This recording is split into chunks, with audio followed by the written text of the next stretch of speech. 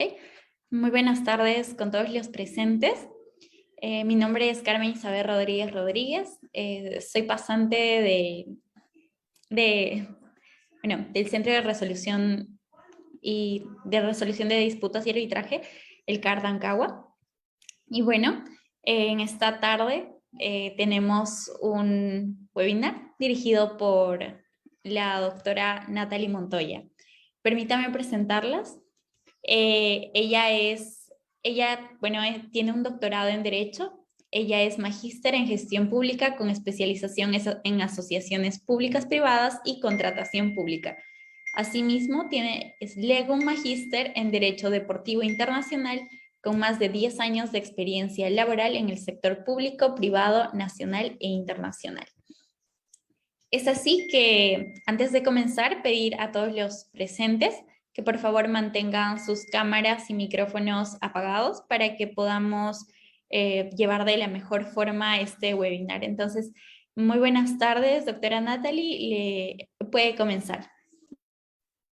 Gracias, Carmen. ¿Qué tal? Bueno, gracias a todos por participar el día de hoy. Sabemos que también nos están viendo por Facebook Live. La idea del día de hoy, el tema que me pidieron que trabajáramos, tenía que ver con el tema del Tribunal Arbitral del Deporte, para lo cual es importante que tengamos en consideración que este mismo se rige por un código de arbitraje, que es el Código de Arbitraje Deportivo del Tribunal. Voy a empezar un poco mi exposición.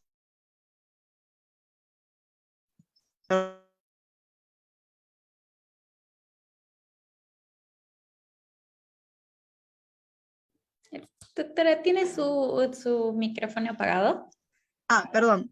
Voy a iniciar un poco contándoles acerca de cómo está conformado este tribunal arbitral y luego vamos a ir a analizar un caso específico, que es el caso actual de Cienciano con Cusco FC.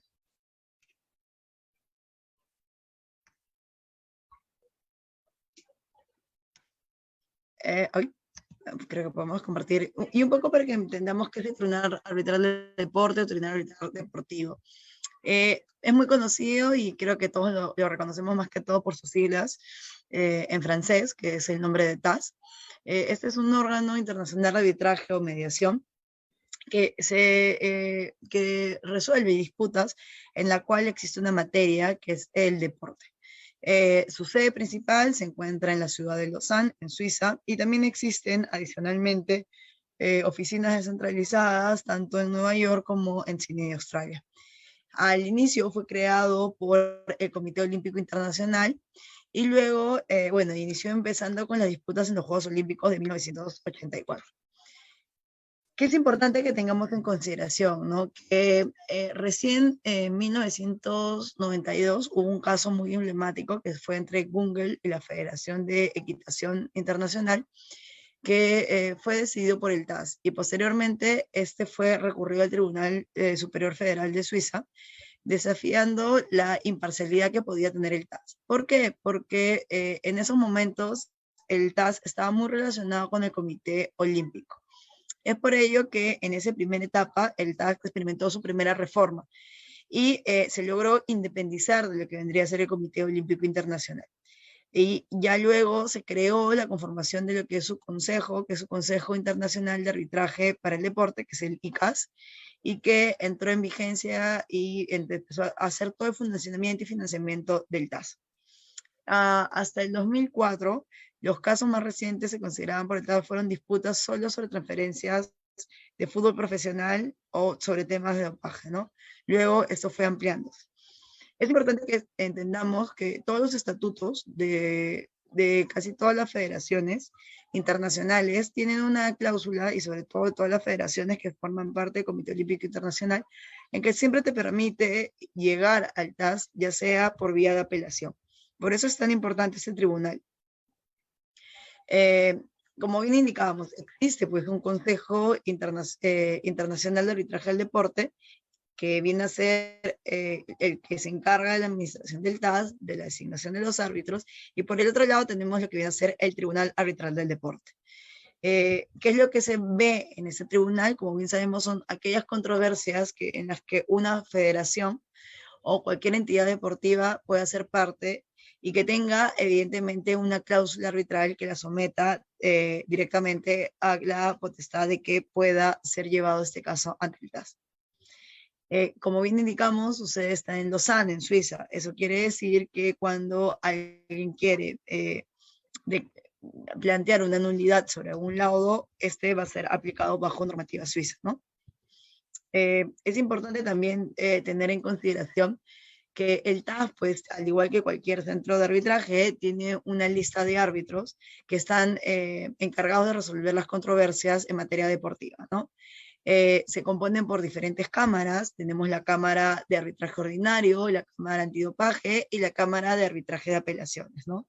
Y también el TAS tiene lo que viene a ser el tema de conciliadores o mediadores, que son aquellos que también pueden tratar algunas de las resoluciones de controversias en materia deportiva a través de un procedimiento también de mediación. Y para eso existe un reglamento especial, ¿no? Ahora, ¿quiénes integran este Consejo Internacional de Arbitraje del Deporte, no? Y es que tienen 4 miembros que son designados por las federaciones deportivas internacionales, tienen 4 miembros que son designados por la Asociación del Comité Olímpico Nacional, 4 miembros que son designados por el Comité Olímpico, los cuales deben ser miembros de tal entidad o externos a la misma, y también tienen 4 miembros que son nombrados de los 12 anteriores, ¿no? Y otros 4 que son designados por los 16 anteriores, escogidos entre personalidades independientes de los organismos que designan a los otros miembros del ICAS. Evidentemente, ellos son nombrados por uno o varios periodos que pueden ser renovables por 4 años, y dichos nombramientos van a tener lugar siempre en el último año de cada ciclo de 4 años, ¿no? Los miembros del CIAS no van a poder figurar evidentemente en la lista de árbitros, y en caso de uno de ellos renuncie o fallezca, el sustituto va a durar solamente el mandato que le quedaba al miembro que reemplaza, ¿no? Es importante también conocer que entre sus atribuciones está elegir entre sus miembros también a su presidente, a su vicepresidente y la estructura. De igual manera, el CIAS va a establecer quiénes son los que van a presidir cada una de las cámaras. Recordemos que hemos hablado que existe una cámara de arbitraje ordinario, una cámara de arbitraje antidopaje y una de arbitraje de apelaciones. Es importante tener en consideración que este también tiene otras comisiones, ¿no? Como la Comisión de Ayuda Legal, que lo que busca es un poco el trabajo pro bono que pueden ejercer algunos de los abogados. Tiene una comisión de recusaciones que se encarga de ver todo lo que tiene que estar incluido con cualquier recusación. En el caso del CIAS, se reúne siempre que la actividad del TAS lo requiera, ¿ok? Como mínimo, evidentemente, una vez al año. Toda modificación que se puede establecer dentro del código va a requerir siempre la mayoría de 2/3 de los miembros. Otra cosa que es muy importante resaltar es que, el CIAS va a deliberar válidamente siempre que al menos la mitad de sus miembros participen, ¿no? Ellos pueden utilizar hoy en día conferencias telefónicas, videoconferencias o cualquier otro medio. Toda modificación, y eso es importante, que se haga del código siempre va a requerir una mayoría de 2/3 de los miembros. Creo que es importante que tengamos claro cómo funciona la estructura administrativa, y ahora vamos a entrar un poco a lo que viene a ser el Tribunal Arbitral de Deporte, ¿no? Cuando hablamos un poco del Tribunal Arbitral del Deporte, siempre pensamos en que está en Suiza y que de repente es un poco inalcanzable. Sin embargo, el tribunal trabaja y tiene árbitros en casi todos los países del mundo, lo que permite que, si bien es cierto, su sede en Lausanne, muchas de las audiencias se puedan realizar en los países donde se requiere o en las ciudades más cercanas a los mismos, ¿no? ¿Y cuáles son las funciones realmente que tiene el TAS? y es resolver controversias que se sometan mediante un arbitraje ordinario, aquellas que vengan relativos a asuntos relacionados con antidopaje, tanto en primera como en instancia única, y también resolver procedimientos de apelación. ¿Qué son las apelaciones? Aquellas que tienen en primera instancia o en segunda instancia una resolución por parte de una comisión disciplinaria de una federación o asociación y que luego son recurridas al tribunal arbitral. Todas las personas que forman parte de esta lista de árbitros son designados por el CIAS, que ya lo hemos visto, y evidentemente existen árbitros para cada una de las especializaciones que se requieren, ¿no? Ya sabemos que está organizado en 3 cámaras: arbitraje ordinario, antidopaje y arbitraje de apelaciones, y cada una de ellas evidentemente va a tener un presidente. Es importante también tener en consideración que las versiones actualmente válidas, antes solamente era el francés y el inglés, pero ahora se establece como un idioma original también el español. En casos de divergencias, siempre va a prevalecer el texto en francés. Sus estatutos podrán ser siempre modificados por decisiones del CIAS conforme a los artículos respectivos, ¿no? Ahora, existe un reglamento de procedimiento. Creo que todos los que vemos arbitraje estamos conscientes que cada una de las cámaras en las que podemos estar trabajando o poder tener un caso va a tener un procedimiento, ¿no? Y es que existe pues este reglamento de procedimiento que es el que se va a aplicar a toda controversia relativa al deporte ante el TAS. Es importante que todos tengamos claro este procedimiento si es que en algún momento vamos a tener un caso, ¿no? Como hemos hablado, ya los idiomas son bastante claros. Es importante también que tengan en consideración cómo es la representatividad en el TAS, ¿no? Las partes eligen a sus representantes y a las personas que serán asistidas. Normalmente en los escritos tú vas a colocar cómo contactar con estas personas y estas mismas deben presentar su conformidad por escrito de que quieran aceptar la representación de la institución deportiva o la persona que es parte del proceso. En el caso de las notificaciones y comunicaciones para el TAS, es importante determinar que todo se realiza a través de una secretaría, que es la Secretaría del TAS. Estas son enviadas a la dirección que se indica en la solicitud de arbitraje y en la creación de apelación en el caso de las partes, y tanto los laudos y órdenes, todas las decisiones y las formaciones, las notificaciones, se pueden hacer por correo o por un correo electrónico, por un medio que pueda aprobar su recepción. Siempre las partes deberán presentar por correo el solicitud de arbitraje. Hoy en día ya existe una plataforma, que es la plataforma del e-filing, que te permite que ya no tengas que enviarlo como antes por un correo certificado, sino que ahora puedas usar una plataforma digital y que te permita comprobar realmente el envío correspondiente de la documentación, ¿no? Ese es un formulario que se llena. La presentación de textos escritos por correo electrónico está permitida, siempre y cuando que evidentemente luego tú procedas a cargarlos en el sistema del e-file. Una cosa que tienen que tener en consideración son los plazos fijados siempre en el código, que empiezan a correr a partir del día siguiente de aquel que se han recibido las notificaciones. ¿Qué pasa con los feriados o festivos o días no laborables? Estos también son incluidos en los plazos. Eso quiere decir que trabajan con días calendarios, no con días hábiles, como lo manejaríamos nosotros. Es importante que siempre tengamos en cuenta que los árbitros deben mantener una independencia, como cualquier árbitro que tiene pues, un proceso, ¿no? Te permiten también la recusación en circunstancias que dude la legitimidad sobre la independencia o la imparcialidad. Evidentemente, cualquier recusación se debe presentar en los 7 días desde que el momento que se conozca la causa de recusación. Como les indiqué anteriormente, existe una comisión de recusaciones que es la que podría decidir o deliberar acerca de cada uno de estos casos, ¿no? Un árbitro puede ser cesado por la comisión de recusaciones si se niega pues a cumplir con sus funciones, o si no puede hacerlo, si cumple con sus funciones de conformidad con el código, ¿no? Dentro evidentemente de un plazo razonable. Puede sustituir un árbitro si dentro del plazo fijado por la Secretaría del TAS, la parte demandante o apelante no nombran ninguno de los árbitros para sustituir al árbitro que hubiera nombrado inicialmente. No se iniciará el procedimiento, evidentemente, hasta que se pueda poner pues, fin a esa situación. salvo un acuerdo en contrario por parte de las partes. Es interesante porque en el caso del Tribunal Arbitral del Deporte te permite lo que nosotros conocemos como medidas cautelares o como medidas provisionales, ¿no? Es importante que las puedas solicitar, ¿no? Que es importante que tengan en consideración que evidentemente si es que no ha iniciado el procedimiento, puedes solicitarlas antes del procedimiento pagando una tasa. Esta tasa que tú pagas puede luego ser utilizada cuando presentes tu solicitud. O sea, puede ser, no tendrías que presentar al momento de la solicitud porque ya habrías pagado la tasa por un tema de una medida provisional.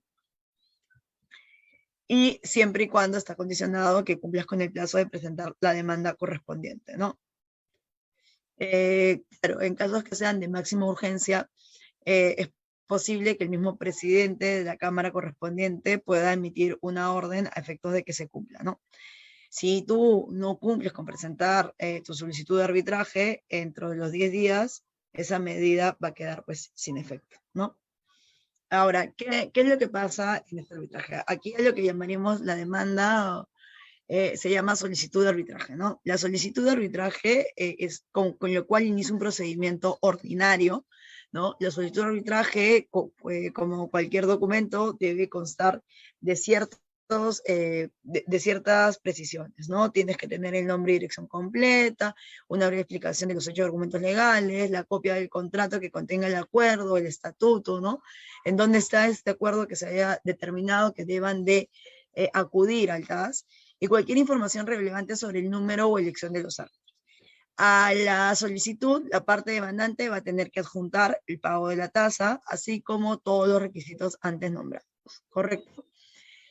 Con la solicitud, la parte, el TAS abre el proceso y además va a esperar también por la contraparte que haya una contestación. Esta contestación va a tener que tener un breve escrito de defensa, cualquier excepción que se quiera colocar y si era necesario, si existiera una reconvención. Con relación al número de árbitros, dependiendo, podría ser un árbitro, podrían ser 3 árbitros. Si el acuerdo no lo especifica, el presidente de la Cámara es quien fijará el número de árbitros, evidentemente teniendo en consideración la complejidad del caso y las circunstancias que lo ameriten. Eso es exactamente igual como lo conocemos, el tema del nombramiento, como la confirmación de los árbitros. Y también es posible que existan múltiples partes, ¿no? O sea, es posible que exista la acumulación de procesos cuando los casos son similares o son acerca de la misma materia, ¿no? Se permite también la intervención de terceros, ¿de qué terceros? De terceros interesados, ¿no? Que la resolución o el caso pueda tener una afectación directa o no entre sus intereses, ¿no? Importante mencionar que un tercero solo va a poder participar en el arbitraje si es que está vinculado con el acuerdo o si él mismo o las partes así acuerdan por escrito, ¿no? Eso es importante presionarlo. Es también importante mencionar que cualquiera sea la decisión de parte del tribunal sobre la participación de terceros, la constitución de la formación no podrá ser impugnada, ¿no? O sea, la designación de los árbitros. Evidentemente, en esta etapa, antes de que la Cámara traslade el expediente a la formación, y a partir de ese momento, se podrá en cualquier momento intentar resolver esa controversia por vía de la conciliación. Todo acuerdo transaccional puede recogerse en el laudo arbitral dictado por el consentimiento de las partes, ¿no? Este tema de la confidencialidad también es muy importante porque los procesos que son sometidos son confidenciales. Solamente las partes, los árbitros y el TRAS se comprometen a no revelar nada, ¿no? Frente a ningún tercero respecto a la controversia. Los laudos finales pueden no hacerse públicos a menos que las partes den consentimiento para que el mismo sea de carácter público. Existe una falta escrita, evidentemente, y en principio puede que haya o no una audiencia una vez que se recibe el expediente. Las partes podrán, en su escrito de demanda y en la constatación de la demanda, formular cualquier tipo de reclamación no contenida en la solicitud de arbitraje o en la constatación de la solicitud. A partir de ese momento o sea, al momento que se dé la audiencia, ya ninguna de las partes podrá presentar nuevas reclamaciones. Hay una fase oral, se celebra una audiencia, esta va a comprender también la participación posiblemente no solamente de las partes, sino la de los testigos y expertos, así como las alegaciones finales que van a poder realizar las partes, ¿no? ¿Es posible hacer un procedimiento acelerado? Sí, pero para hacer un procedimiento acelerado, o sea, con plazos menores, se va a requerir el consentimiento de todas las partes, ¿no? Eso es también importante tenerlo en consideración. ¿Cuál es la ley que se aplica al fondo a la controversia? Que es una pregunta que siempre tenemos. La que eligen las partes y en ausencia de elección, de acuerdo con el derecho suizo.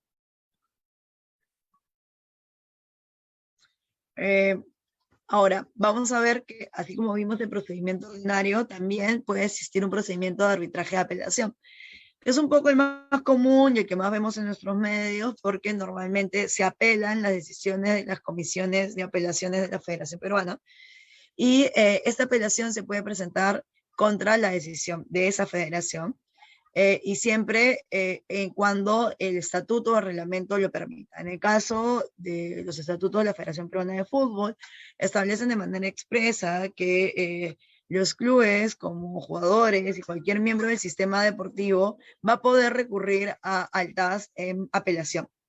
Se puede presentar una apelación ante el TAS contra un laudo dictado por el TAS solo cuando éste haya sido emitido en primera instancia, o sea, un procedimiento ordinario, ¿no? En ese caso no hablamos de una solicitud de arbitraje, sino el nombre que se utiliza es una declaración de apelación. Y en la declaración de la apelación debe indicarse los nombres y direcciones completas de la parte apelada, la decisión que va a estar siendo apelada, qué pretensiones tiene la parte apelante y el nombramiento de su árbitro y copia de cualquier disposición donde se pueda ver el acuerdo específico que permita que puedan recurrir al tribunal arbitral. Al presentar la declaración, evidentemente la parte apelante va a tener que pagar la tasa de trámite y si está todos los requisitos de acuerdo, la Secretaría considera que se inicie la tramitación. ¿Cuál es el plazo para presentar? 21 días, calendarios. Número de árbitros, de igual manera, puede que sea 1, puede que sea 3, dependiendo de la complejidad del caso. Luego que has presentado lo que hemos hablado, la declaración de apelación, tú tienes un plazo para poder presentar la memoria de apelación. La memoria de apelación ya viene a ser realmente el sustento donde están los argumentos legales y la fundamentación de la apelación. ¿Cuántos días tienes para presentarla? 10 días después de vencido el plazo para que pudieras presentar la declaración de apelación. Inicia pues el arbitraje, se norman a los árbitros correspondientes y ya viene la contestación por parte de la parte apelada. El periodo de que tiene la parte apelada es de 20 días a partir de haber recepcionado ya la contestación de la, perdón, lo que vendría a ser la apelación en sí presentada, ¿no? Apelación y contestación completas, es importante saber que de considerar los hechos y considerar la necesidad, pues puede haber una fase oral, en la misma que también se podría interrogar a las partes, a los testigos y a los expertos. ¿Cuál es la ley aplicable? Como lo hemos establecido, se resuelve la controversia de acuerdo con las regulaciones aplicables y sucesivamente con las normas jurídicas elegidas por las partes. En ausencia de elección, se utiliza la ley del país en que la federación o entidad deportiva haya emitido la decisión recurrida. Entonces, estamos hablando de una resolución emitida por una comisión disciplinaria en el Perú, sabemos que la norma que se aplicará será la norma peruana, ¿no? El laudo, evidentemente, tiene las mismas facultades que el laudo que conocemos. Cuando nos preguntan cuáles son los costos, bueno, la solicitud de arbitraje o la declaración de apelación están en ni francos suizos, evidentemente más o menos el tipo de cambio son como $1000, y ya los costos de arbitraje pueden ir variando dependiendo de la complejidad del caso y el número de partes que intervienen en el caso, ¿no?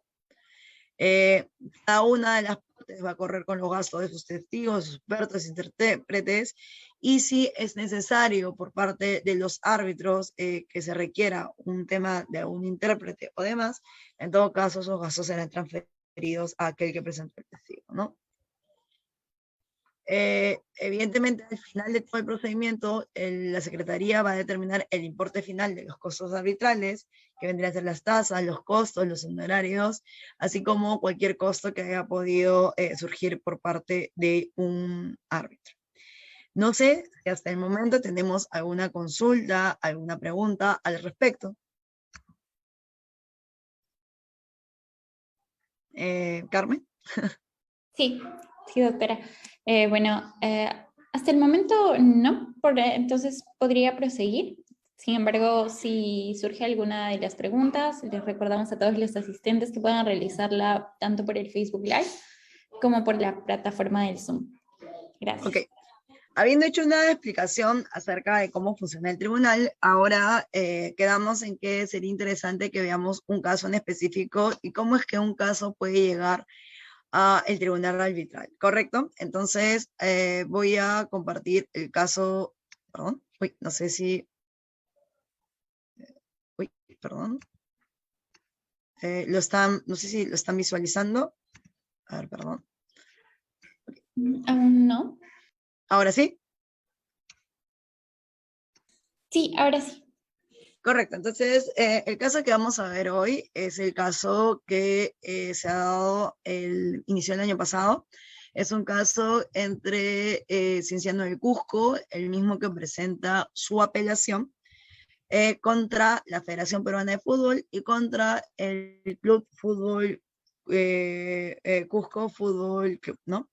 Este caso fue asignado por el TAS con el caso 2021A-8426 y los árbitros que participaron en el presente caso como presidente fue Juan Pablo Arriagada, un árbitro reconocido chileno, el árbitro Mariano Clariá de nacionalidad argentina y el otro coárbitro fue el árbitro Diego Ferrari, también argentino. En este caso, Cienciano nombró como su árbitro Mariano Clariá, Cusco y la Federación nombraron a Diego Ferrari, y el TAS nombró como presidente a Juan Pablo Arregada, ¿no?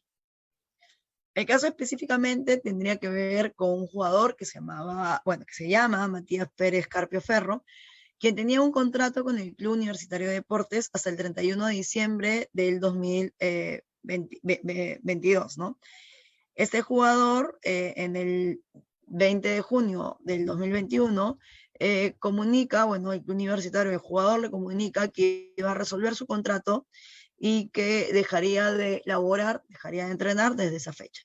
El representante del jugador con el club universitario acordaron la resolución del contrato por mutuo acuerdo, comprometiéndose a que Universitario iba a pagarle al jugador el mes completo.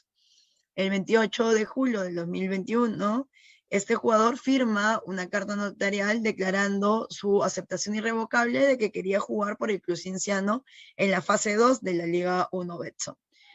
El 29 de julio del 2021, el jugador y el Club Cienciano de Cusco firman pues, su contrato de trabajo de futbolista profesional, el mismo que iniciaba a regir desde el 1 de agosto del 2021. El 31 de julio, el jugador y el Club Universitario de Deportes materializaron la resolución del contrato de trabajo y el administrador del Club Universitario no pudo firmarlo antes, toda vez que no se encontraba en la ciudad de Lima. Además, este jugador hizo un reclamo ante una cámara de conciliación y resolución de disputas que tiene la federación, así como existe la cámara que ustedes tienen. Esta cámara ve los temas relacionados solo en materia del sistema deportivo de fútbol. Y en un acuerdo conciliatorio entre el club universitario y el jugador, el club señala que reconocía que el jugador había solamente entrenado hasta el día 20 de julio y que había dado por concluido su relación con él el 25 de julio del 2021. Ahora, y un poco poniéndonos para que entiendan un poco la historia, ¿no? Entonces, ya estando un jugador liberado, el Club Cienciano del Cusco, mediante una carta notarial firmada por el jugador, el 30 de julio avisa a la federación que el jugador tenía intenciones de cambiar de equipo y ahora ser de Cienciano. Y el 4 de agosto presenta ya toda la documentación sustentoria. La Oficina de Pases y Transferencias de la Federación inscribe al jugador luego de aprobar todos los documentos. Y este jugador se le emite, como pueden ver, su carnet de campo, su carnet con el cual puede ingresar a participar en el torneo. Entonces, probablemente ustedes, más que nosotros, se siguieron muy de cerca este partido en Cusco por la fecha 9 de la Liga Betso, que fue un 27 de agosto, en la cual fue un partido muy interesante en la que ambos equipos empataron. De acuerdo con el reglamento, un empate corresponde a cada uno de los equipos, o sea, a Cienciano un punto y a Cusco otro punto, ¿no? Sin embargo, el Club Cusco FC presenta un reclamo señalando que Cienciano había hecho una alineación indebida. El club presentó además como medios probatorios diciendo que cuando Cienciano había hecho esta suscripción de resolución, bueno, cuando el jugador Matías había hecho la resolución con la U, la persona que había firmado no tenía en esos momentos todavía poderes, por lo que estaba en este caso el cambio de la normativa que se dio en relación a las administraciones temporales de algunos equipos de fútbol, ¿no? La comisión disciplinaria solicitó información a la Oficina de Pases y Transferencia de la Federación. Asimismo, emitió pues, un informe sustentando que el jugador había sido inscrito conforme al procedimiento. El club Cienciano presentó sus descargos, la liga también sustentó el procedimiento. Sin embargo, la comisión disciplinaria declaró fundada la solicitud de Cusco, declarando ganador del partido al jugado contra Cienciano a Cusco y cambiando no un marcador de 2-2, sino un 3-0, por lo cual el club Cusco ya no tenía un punto, sino 2 puntos más, o sea, había sumado 3 puntos en ese partido.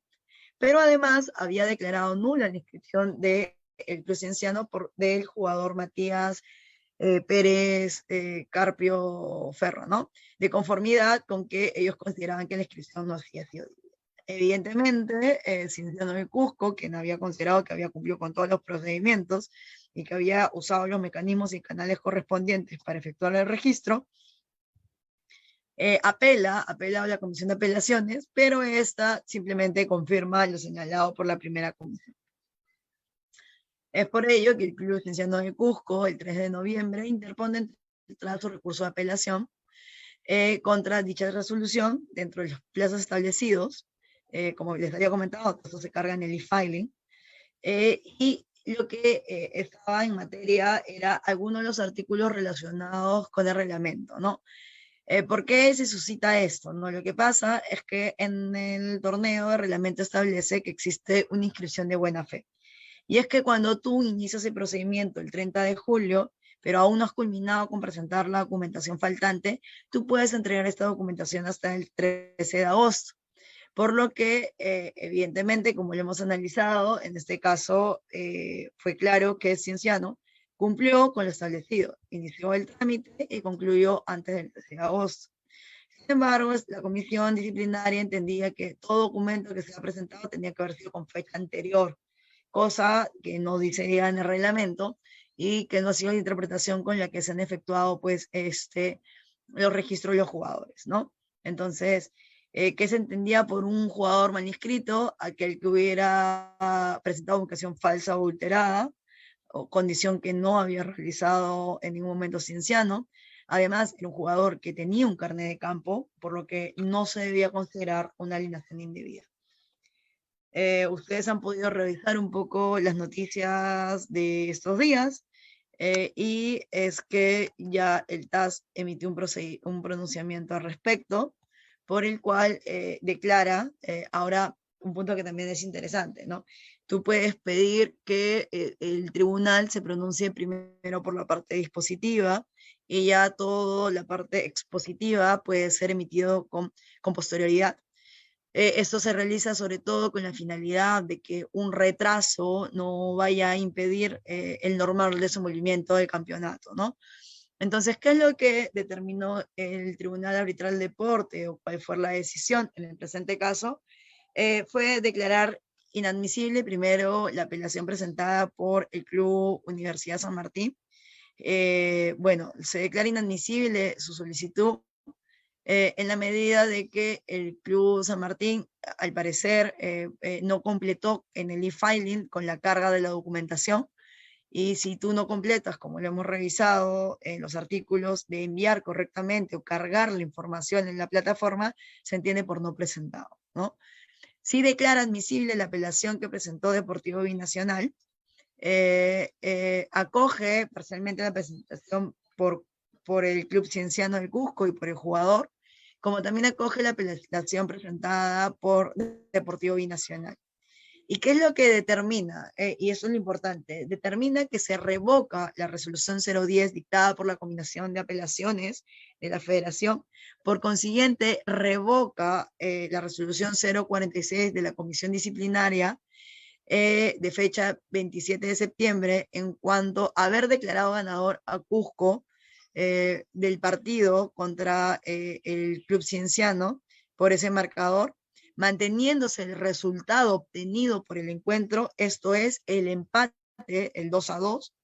Asimismo, revoca que este jugador se haya declarado nula la inscripción de Matías, y también determina el tema de los costos del arbitraje, ¿no? Con relación al caso de Cienciano, como se habrán dado cuenta, como era sobre la misma situación, los tres casos presentados, tanto por Binacional, por San Martín, como por Cienciano, fueron acumulados, y determina que con relación al caso de Cienciano, los costos del arbitraje deberían ser asumidos en un 70% por la Federación Peruana de Fútbol y un 30% por el Club Cusco Fútbol Club.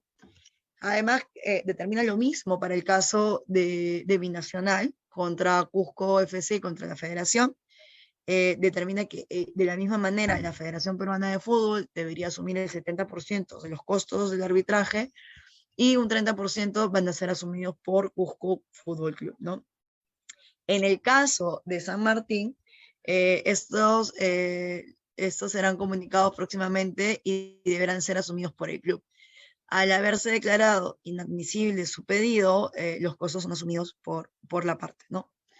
Entonces, un poco les ponía eso en colación, ¿no? A efectos de que puedan determinar cómo funciona en el día a día este tribunal arbitral, cómo las resoluciones que emana este tribunal son más comunes a nosotros hoy en día, ¿no?